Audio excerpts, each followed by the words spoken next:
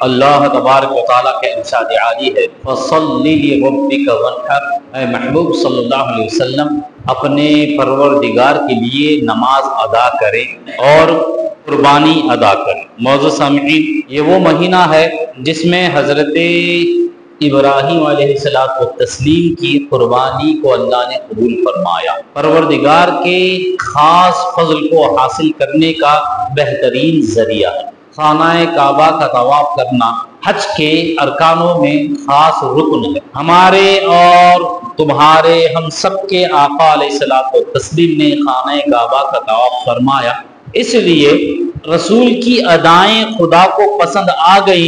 اللہ تبارک و تعالیٰ نے اس عبادت کو اٹھا کر اپنے حبیب کی امت کے لیے رکھا کہ جب حاجی حج کرنے آئے گا تو میرے حبیب نے جیسے چکر لگائے ہیں ویسے چکر لگائے گا۔ پھر آقا علیہ السلام نے بلکہ کئی انبیاء اکرام نے آب زمزم کو پیا۔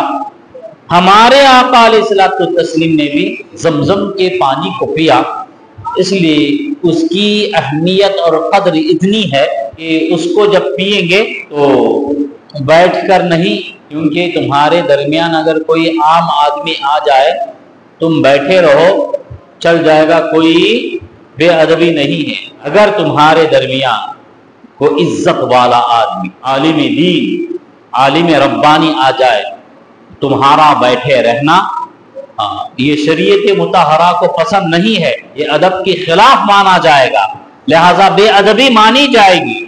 لہذا سارے پانیوں کا سردار جب تمہارے سامنے آ جائے پھر تم ارادہ کرو کہ اس کو پیوں، تو پینے سے پہلے اس کا ادب لازم۔ اس کا ادب یہ کہ تم کھڑے رہو گے، اس کا احترام کرتے ہوئے تم کھڑے رہو گے، پھر اس پانی کو پیو۔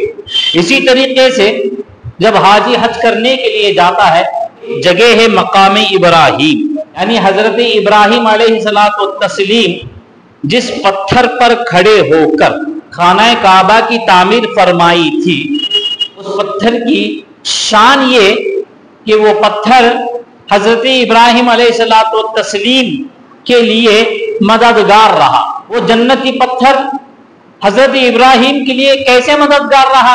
اس طور پر مددگار رہا کہ حضرت ابراہیم علیہ السلام بنیاد رکھنے کے بعد ایک تھر پھر دوسری تھر پتھروں کی جماعتیں یہاں تک پہنچ گئے کہ ان کی پہنچ سے اب دیوار اونچی ہو گئی۔